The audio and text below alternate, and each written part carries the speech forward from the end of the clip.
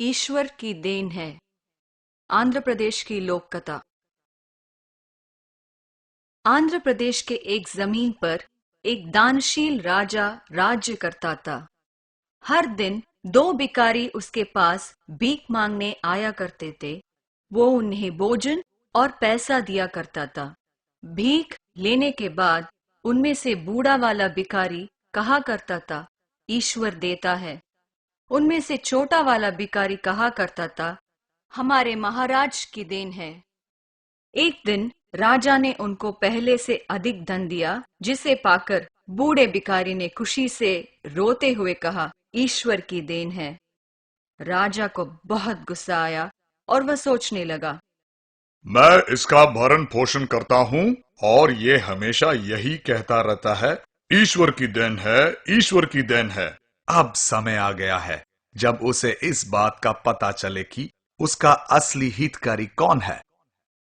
अगले दिन उन सब को भीख देने के बाद राजा ने भिखारियों से उनके प्रायः जाने वाले मार्ग में से न जाकर दूसरे मार्ग से उन्हें जाने को कहा।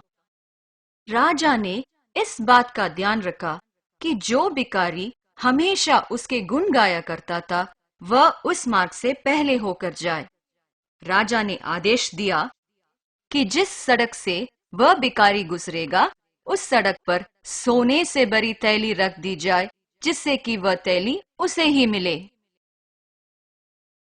लेकिन जैसे ही वह भिखारी उस सड़क से गुजरने लगा, वह सोचने लगा कि राजा ने उसे उस मार्ग से जाने को क्यों कहा। शायद वह चाहते हों कि मैं इस एकांत मार्ग का आनंद उठा सकूं। सचमुच ये काफी सुंदर और चौड़ी सड़क है।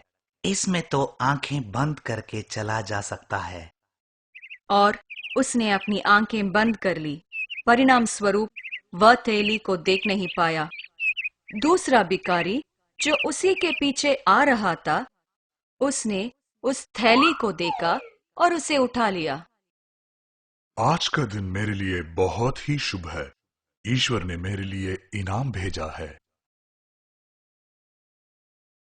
अगले दिन राजा ने उन भिखारियों से पूछा कि उसके भेजे हुए रास्ते पर उन्हें कुछ मिला कि नहीं, और वह बहुत उत्सुकता से छोटे वाले भिखारी की तरफ देखने लगा। लेकिन भिखारी ने अपना सर हिलाया। महाराज, सड़क तो बहुत सुंदर थी, लेकिन मुझे वहां कुछ नहीं मिला।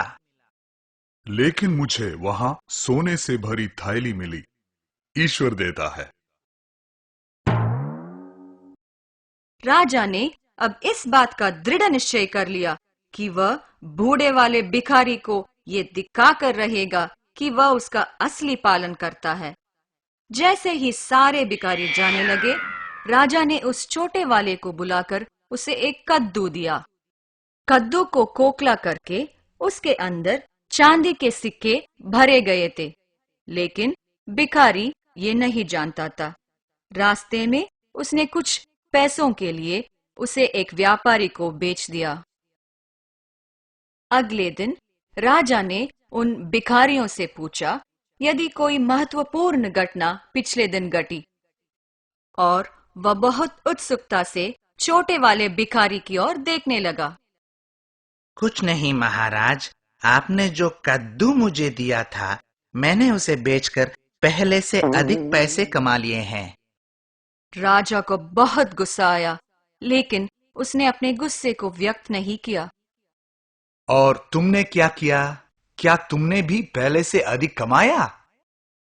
महाराज, निश्चित रूप से मैंने कमाया। जैसे ही मैं एक व्यापारी की दुकान के सामने से गुजर रहा था, उसने मुझे बुलाकर एक कद्दू दिया। जब मैंने उसे घर ले जाकर काटा, तो मैंने उसे चांदी के सिक्कों से भरा हुआ पाया। जैसे मैं हमेशा कहता आया हूं, ईश्वर देता है।